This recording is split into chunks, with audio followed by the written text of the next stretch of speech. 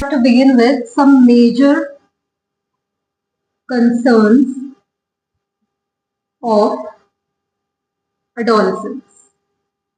Adolescent age हमने last class में कर लिया था. Now there are certain concerns in adolescence. अब एडोलेसेंस जो है वो ऐसे बहुत सारे पीरियड्स फेस करते हैं जिसमें उनको अनसर्टेनिटी फील होती है, लोनलीनेस फील होता है, सेल्फ डाउट फील होता है, एंजाइटी फील होता है, अपने बारे में कंसर्न फील होता है, अपने फ्यूचर के बारे में कंसर्न फील होता है. And at times they also feel excitement, joy, feelings of competence. तो एक तरीके से ये सारी की सारी चीजें जो है, ये जो डेवलपमेंटल चेंजेस हैं, ये सब इनको ओवरकम करने पड़ते हैं. ये सारी चीजें फील कर रहे होते हैं. And you see there are different emotions. वो नेगेटिव इमोशंस भी फील कर रहे हैं हद से ज्यादा, और वो पॉजिटिव इमोशंस भी फील कर रहे हैं. सो जैसे जैसे वो अपने डेवलपमेंटल चेंजेस ओवरकम कर रहे हैं, ये सारी चीजें भी वो साथ साथ हैंडल कर रहे होते हैं. तो you can see there is a lot of pressure. तो जिससे कभी कभार जो एडोलेसेंट हैं कुछ चीजों में पड़ जाते हैं जो उनके लिए ठीक नहीं है. सबसे पहले है डिलिंक्वेंसी.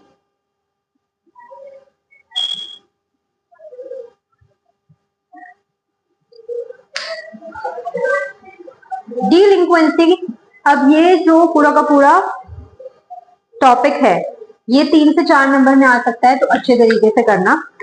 डिलिंक्वेंसी क्या होता है? डिलिंक्वेंसी ऐसे वेराइटी ऑफ बिहेवियर्स होते हैं जो कि सोशली अनएक्सेप्टेबल बिहेवियर्स होते हैं. लीगल ऑफेंसेस हो गए टू क्रिमिनल एक्ट्स. तो बहुत बारी जो एडोलेसेंट्स होते हैं इन सारी चीजों में भी पड़ जाते हैं.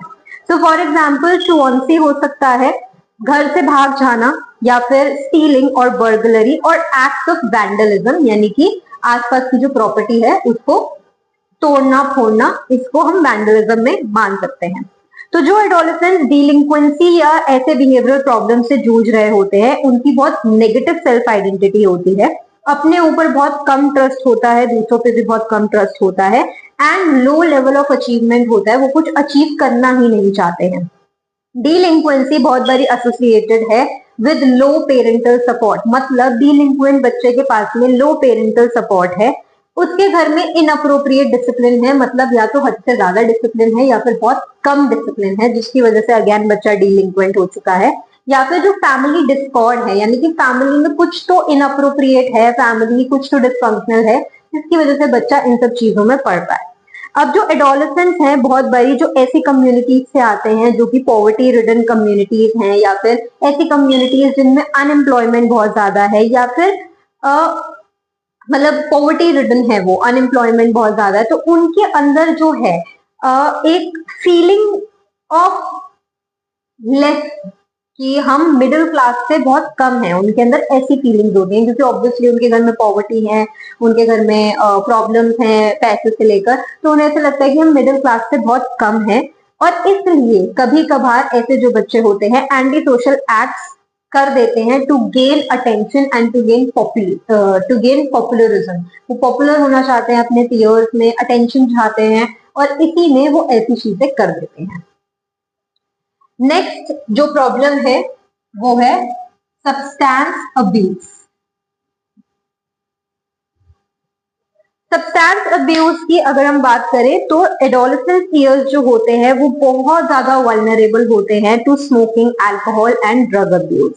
अब बहुत सारे जो एडोलेसेंट्स हैं ये स्मोकिंग करना शुरू कर देते हैं, ड्रग्स करना शुरू कर देते हैं, ताकि अपने स्ट्रेस से कोप कर सके. क्योंकि ऐसा नहीं है कि एडोलेसेंट्स की लाइफ में स्ट्रेस नहीं होता, सबकी लाइफ में स्ट्रेस है, हर बच्चे की लाइफ में अपने तरीके से स्ट्रेस है. तो एडोलेसेंट्स की लाइफ में भी जो स्ट्रेस होता है उससे कोप करने के लिए बच्चे बहुत बारी इन सब्सटेंसेस का यूज करते हैं. अब ये बहुत बारी इंटरफेयर करता है उनकी developmental of coping skills and responsible decision making. मतलब जब आपके पास में कोई भी लाइफ में प्रॉब्लम आती है तो आपके अंदर उस चीज से डील करने की कैपेबिलिटी भी है, लेकिन वो आपके अंदर तब तक जनरेट नहीं होगी जब तक आप उस चीज को ढंग से फेस नहीं करोगे. तो आप जैसे जैसे एक एक प्रॉब्लम से निकलते चलते हो तो आपके अंदर कोपिंग स्किल्स डेवलप होती हैं, आपके अंदर कैपेबिलिटीज डेवलप होती हैं, आपके अंदर नए नए प्रॉब्लम सॉल्व करने की कैपेबिलिटी डेवलप होती है. लेकिन जो बच्चे ऐसी प्रॉब्लम से डील करने के लिए सब्सटेंसेस का सहारा लेते हैं, वो डिसीजन मेकिंग कभी उस लेवल की सीख ही नहीं पाते हैं जिस लेवल की डिसीजन मेकिंग ऐसी चीजों को डील करने के लिए चाहिए, या वो कोपिंग स्किल्स भी डेवलप नहीं कर पाते हैं। देन अब जो रीजंस है स्मोकिंग के या ड्रग के, वो बहुत बड़ी पीयर प्रेशर भी होता है, क्योंकि एडोलेसेंस को, अभी तक हम पढ़ चुके हैं कि एडोलेसेंस को अपने ग्रुप से एक्सेप्टेड फील करना बहुत इंपॉर्टेंट होता है, तो इसलिए बहुत बड़ी अपने ग्रुप के इन्फ्लुएंस में, अपने ग्रुप के प्रेशर में वो ये सब चीजें कर लेते हैं।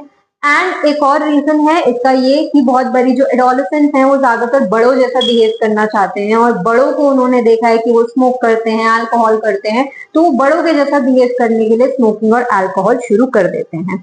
बहुत बारी जो बच्चे हैं स्कूल का काम, सोशल एक्टिविटीज, इनसे जो प्रेशर आ रहा है, इससे जो स्ट्रेस आ रहा है, उससे डील करने के लिए भी ये सारी चीजें करते हैं। अब जो एडिक्टिव पावर्स है निकोटिन की, वो बच्चों को समझ ही नहीं आता है और उसके एडिक्शन में वो पड़ जाते हैं कि वो निकोटिन की जो एडिक्टिव पावर है उसकी वजह से वो स्मोकिंग करना कभी छोड़ ही नहीं पाते हैं। अब ऐसे बच्चे जो एडोलेसेंट एज में सब्सटेंस अब्यूज में पड़ चुके हैं, दे आर वेरी प्रोन, या ऐसे बच्चे जो प्रोन हैं ड्रग्स और अल्कोहल के और निकोटीन यूज के, तो ऐसे बच्चे जो होते हैं वो बहुत इंपल्सिव होते हैं, अग्रेसिव होते हैं, एंशियस, डिप्रेसिव और अनप्रिडिक्टेबल होते हैं, और ऐसे बच्चों का सेल्फ एस्टीम भी बहुत ज्यादा लो होता है। ऐसे बच्चों में एक्सपेक्टेशन ऑफ अचीवमेंट भी लो होता है। देन पीयर प्रेशर जो है एंड उनकी जो नीड है कि हमें हमेशा अपने पीयर के साथ में रहना है, तो उनको या तो ये होता है कि okay we have to go with the things that the peers are asking me to do, और else I will be out of this group, तो इसलिए वो अल्कोहल और ड्रग अब्यूज में पड़ जाते हैं। तो ड्रग यूज जो है अगर कंटिन्यू किया गया लॉन्ग इनफ ईयर्स के लिए या लॉन्ग इनफ टाइम के लिए, तो फिजियोलॉजिकल डिपेंडेंसी डेवलप हो सकती है। दैट मीन्स बच्चा एडिक्ट हो सकता है टू ड्रग्स, अल्कोहल और निकोटिन, और उसकी rest of the life will be jeopardise, और बर्बाद हो जाएगी उसकी लाइफ, क्योंकि आप इतनी छोटी एज में एडिक्शन में पड़ जाओगे। Next is eating disorders. अब जो एडोलेसेंस है उनका इतना ज्यादा ऑब्सेशन होता है खुद से और अपने फैंटेसी वर्ल्ड में जीने के, कि वो पीयर कंपैरिजन भी करते हैं, और इन सब चीजों की वजह से वो बहुत बड़ी अपनी बॉडी से बहुत ज्यादा ऑब्सेस हो जाते हैं, जिसकी वजह से अक्सर बच्चे ईटिंग डिसऑर्डर डेवलप कर लेते हैं। तो सबसे पहली ईटिंग डिसऑर्डर जो हम करेंगे वो है एनोरेक्सिया नर्वोसा। एनोरेक्सिया नर्वोसा में जो बच्चे होते हैं इसमें उनको बस पतला होना है, जिसके चक्कर में वो अपने आप को स्टार्व करवाते हैं, मतलब भूखे रहते हैं। बहुत ज्यादा कॉमन है ये एडोलेसेंस के अंदर कि जो बच्चे होते हैं वो अपनी डाइट को मेंटेन करने के लिए या अपनी एक प्रॉपर बॉडी को मेंटेन करने के लिए कुछ फूड्स को छोड़ देते हैं, या कोई डाइट फॉलो करने लग जाते हैं, या फिर सिर्फ वही फूड खाते हैं जो उनको पतला रखेगा। अब जो मीडिया है वो भी ऐसे दिखाती है कि पतला होना बहुत ज्यादा जरूरी है, और पतला होना is the most desirable image, और फैशनेबल इमेजेस जो बच्चों को दिखाई जाती है वो पतली ही बॉडी पर सूट करती है, जिसकी वजह से बच्चों के दिमाग में एक इमेज बन जाती है कि अगर मैं पतली हूं तो मैं अच्छी दिखूंगी, वरना मैं अच्छी नहीं दिखूंगी, जिसकी वजह से अक्सर बच्चों में एनोरेक्सिया नर्वोसा हो जाता है। इस हद तक हो जाता है कि वो खुद को स्टार्व करवाते हैं ताकि वो पतले लगे या फिर उनकी बॉडी पतली हो जाए। Next is bulimia nervosa. अब जो बुलिमिया नर्वोसा है ये another type of eating disorder है, जिसके अंदर इंडिविजुअल जो है वो बिंज एंड पर्ज ईटिंग का एक पैटर्न फॉलो करता है। जो बुलिमिक होते हैं पहले वो बिंज ईटिंग करेंगे क्योंकि भूख तो लगती है, उसके बाद में वो पर्ज करेंगे, सेल्फ इंड्यूस्ड वॉमिटिंग करेंगे, मतलब जो खाना उन्होंने खाया फिर उनको ऐसा लगता है कि अच्छा ये मेरी बॉडी को लग जाएगा तो फिर मैं मोटी हो जाऊंगी, तो फिर सेल्फ इंड्यूस्ड वॉमिटिंग करते हैं, या फिर लेग्जेटिव यूज करते हैं ताकि जो खाना है, laxatives are used to cause loose motion, loose motion के जरिए जो खाना है वो बाहर निकल जाए, या फिर वॉमिटिंग के जरिए वो खाना बाहर निकल जाए। और बहुत बारी वो फास्टिंग भी करते हैं, जिससे जो खाना उनकी बॉडी को लगा है उसके बाद में वो नहीं खाएंगे तो फिर वो पतले रहेंगे। दिस एनोरेक्सिया और बुलिमिया नर्वोसा जो है, ये जो एनोरेक्सिया नर्वोसा और बुलिमिया नर्वोसा है, ये यूजुअली लड़कियों में देखा जाता है, क्योंकि लड़कियों को ही ऐसी इमेज प्रीच की जाती है कि आपको पतला होना बहुत ज्यादा जरूरी है अगर आपको डिजायरेबल लगना है, अगर आपको सुंदर लगना है। तो अर्बन फैमिलीज की लड़कियों में ये डिसऑर्डर्स बहुत ज्यादा कॉमन है। बाकी ये डिसऑर्डर्स हम अच्छे तरीके से क्लास 12 चैप्टर 4 में पढ़ेंगे। Now, what steps can be taken to resolve these concerns in adolescents? अब ये जितने भी concerns हमने पढ़े हैं, हम क्या steps ले सकते हैं जिससे हम इन concerns को solve कर सकें? तो जो delinquent children होते हैं, मैंने notes के अंदर जिस तरीके से मैंने ऐसे डाला है, मतलब जैसे पहले डिलिंक्वेंसी करवाया, सब्सटेंस अब्यूज, ईटिंग डिसऑर्डर, ऐसे ही मैंने सबसे पहले डिलिंक्वेंसी को ट्रीट करने के लिए हम क्या कर सकते हैं, वैसे करके मैंने नोट्स में प्रॉपरली डाल रखा है।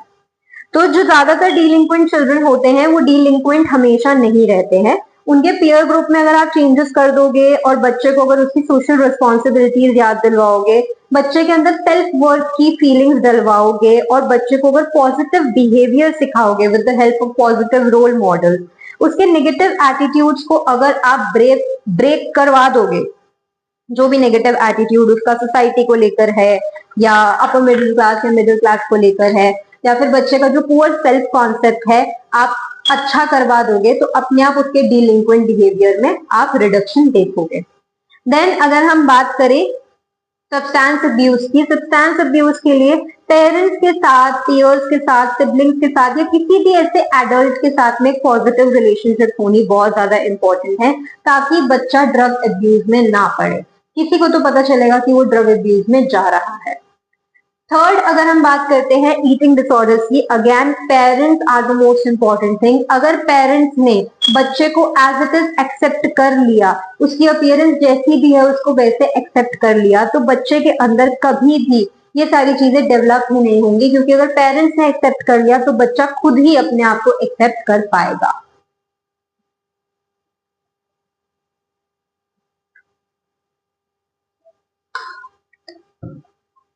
With this, the adolescent age is over. Next, we have to begin with adulthood. Adulthood and old age हम इसमें कवर करेंगे। तो एडल्ट क्या होता है? एक एडल्ट एक is generally defined as someone who is responsible, mature, self-supporting and well integrated into society. मतलब एक ऐसा इंसान जो कि रिस्पॉन्सिबल है, मेच्योर है, अपने आप को खुद से सपोर्ट कर सकता है और सोसाइटी में किस तरीके से सस्टेन करना है ये भी उसको अच्छे तरीके से आता है। अब अगर हम अर्ली एडल्टहुड की बात करें तो इसमें दो मेजर टास्क होते हैं। सबसे पहले एक्सप्लोर करना ऐसी पॉसिबिलिटीज जिससे जो एक एडल्ट है एक स्टेबल लाइफ बना सके, यानी कि अपना एक स्टेबल करियर बना सके। देन सेकेंड जो मेजर टास्क है वो ये है कि डिपेंडेंसी से इंडिपेंडेंसी के टूवर्ड्स उस इंसान को जो है ट्रांजिट करना है। अब तुम्हें ऐसा लग सकता है कि इससे तो क्या ही क्वेश्चन आएगा, बट यकीन मानो बहुत बारी इसमें से भी क्वेश्चन आता है। तो you can not leave anything, teacher का मन कुछ भी कर सकता है कुछ भी देने का, तो you can not leave even this topic. So these are the two major tasks that you have to complete as an adult. अब सेकंड, अब हम धीरे धीरे कवर करेंगे। सबसे पहला है करियर एंड वर्क। अब करियर एंड वर्क में सबसे पहले इंसान को, एडल्ट को लिविंग अर्न करना, एक ऑक्यूपेशन चूज करना, एक करियर डेवलप करना सबसे इंपॉर्टेंट थीम्स हैं अपने 20s और 30s में।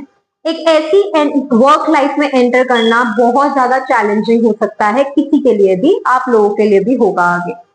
तो there are apprehensions regarding different adjustment, बहुत ज्यादा डिफरेंट एडजस्टमेंट्स करनी पड़ती हैं, अपने आप को प्रूव करना पड़ता है, परफॉर्मेंस की बहुत ज्यादा टेंशन होती है, कंपटीशन से डील करना पड़ता है, एम्प्लॉयर्स की और अपनी एक्सपेक्टेशन से डील करना पड़ता है। ऑल्सो ये एक बिगिनिंग है to new roles and responsibilities. So developing and evaluating a career becomes an important task of adulthood. Finally, जब हमारा करियर डेवलप हो जाता है तब हम आगे चलते हैं marriage, parenthood, marriage parenthood and family. So adjustments बहुत सारी करनी पड़ती है यंग एडल्ट्स को जब हम मैरिज में जाते हैं। जैसे हमें सामने वाले को जानना पड़ेगा, जिसको अगर हम पहले से नहीं जानते हैं।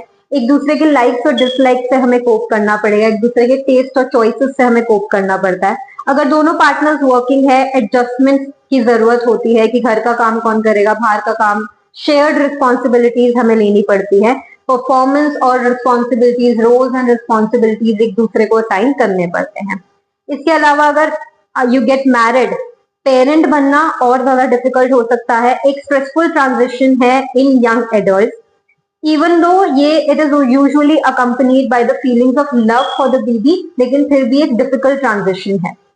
अब कैसे एडल्ट एक्सपीरियंस करते हैं पेरेंटिंग को, वो बहुत डिफरेंट डिफरेंट सिचुएशन पर डिपेंड करता है। जैसे कितने चिल्ड्रन ऑलरेडी फैमिली में हैं, किस तरीके का सोशल सपोर्ट अवेलेबल है, हैप्पीनेस और unhappiness of the married life, इन सारी के सारे फैक्टर्स पर डिपेंड करता है कि पेरेंटहुड किस तरीके का होगा।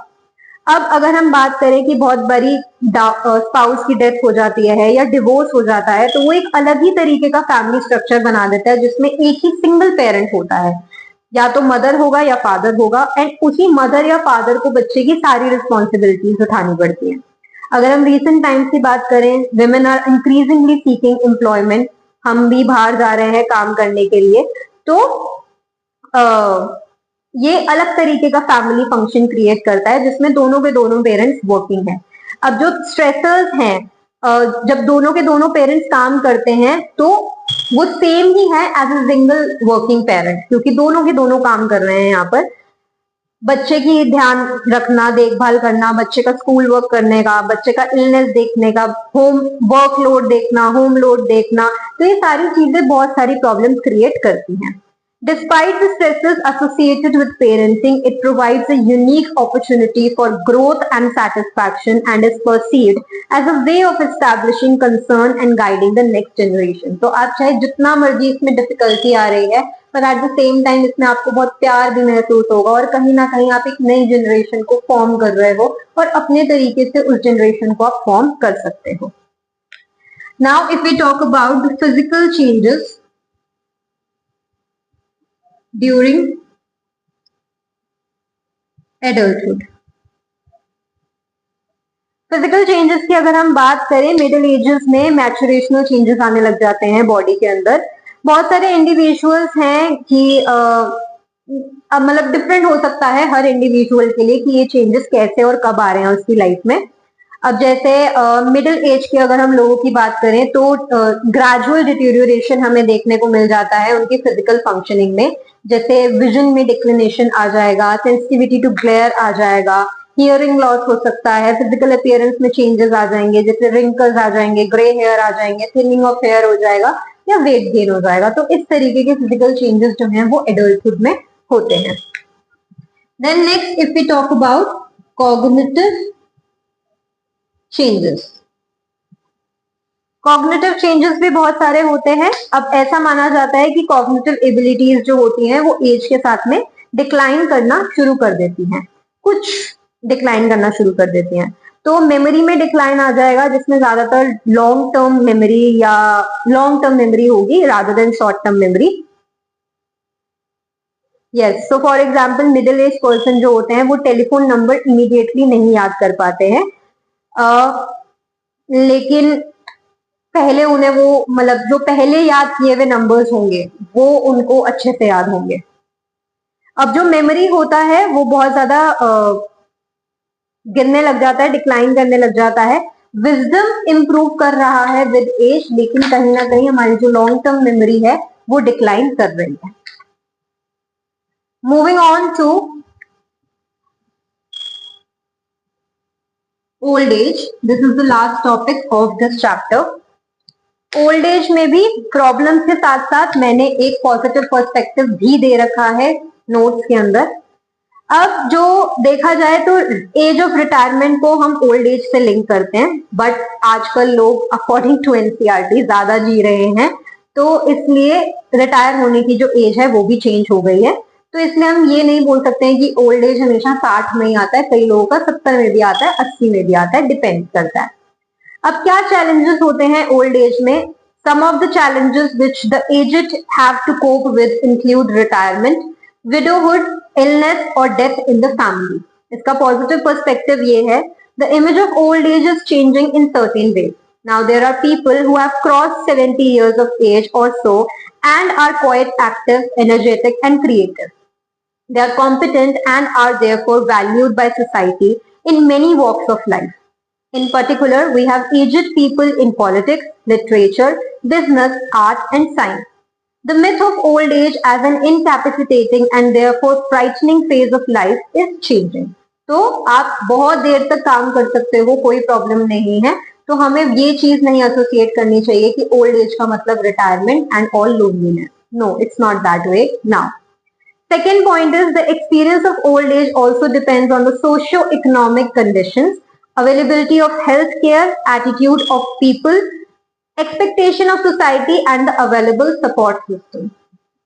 Positive perspective ये है, successful aging for much of our adult life focuses on how effective we are at work, how loving our relationships are in our family, how good our friendships are, how healthy we are and how cognitively fit we are. तो जरूरी नहीं है कि इन्हीं सब चीजों पर depend करता है. आप अगर अपना फ्यूचर सिक्योर करके चलोगे तो कोई प्रॉब्लम नहीं आएगी. Third is retirement from active vocational life is quite significant. Some people perceive retirement as negative change. They consider it as a separation from an important source of satisfaction and self-esteem. क्योंकि हमें काम करके बहुत self esteem महसूस होता है, confidence महसूस होता है और retirement की एज में हमसे वही छिन जाता है. Others view it as a shift in life with more time to pursue their own interest. तो ये एक तरीके का positive perspective ही है कि कुछ लोग इसको negatively देखते हैं कि हमारा सोर्स ऑफ सेटिस्फैक्शन चला गया. ऑन द अदर हैंड कुछ लोग ये सोचते हैं कि अच्छा हॉबीज इंजॉय करने को टाइम मिल जाएगा. So positive perspective is it is seen that older adults who show openness to new experiences, more striving and achievement oriented behavior prefer to keep busy and are better adjusted. तो आप retirement के बाद भी कुछ ना कुछ करते रहो तो आप एडजस्ट हो जाओगे. Next is older adults also need to adjust to changes in the family structure and new roles, grandparenting, that have to be learned. Children usually are busy in their careers and families and may set up independent homes. Older adults may depend on their children for financial support and to overcome their loneliness after children have moved out. This might trigger off feelings of hopelessness and depression in some people. In old age, feeling of loss of energy and dwindling of health and financial assets lead to insecurity and dependency. The elderly tend to look towards others to lean on and to care for them. Positive perspective ये है, Indian culture favors dependency of elderly on their children for old age needs caring. In fact, parents in most Oriental cultures rear their children with the fond hope that they will care for them during old age. It is important to give the elderly a sense of security and belonging, a feeling that people care for them, especially in the time of crisis, and to remember that we all have to grow old one day. Last point is, although death is more likely to occur in late adulthood, death can come at any point in development. In children and younger adults, death is more likely to occur because of accidents, but in older adults, it is more likely to occur because of chronic disease. The death of a spouse is usually seen as the most difficult loss. Those left behind after the death of their partner suffer deep grief, cope with loneliness, depression, financial loss, and are also at risk of many health-related problems. Positive perspective is during such times, support from children, grandchildren, and friends can help the individual cope with the loss of a spouse. अब ये बहुत general था, इसलिए मैंने ज्यादातर read किया है. कोई प्रॉब्लम होती है, just drop a doubt. I'll treat with it. In the next class, we will be beginning with chapter 4.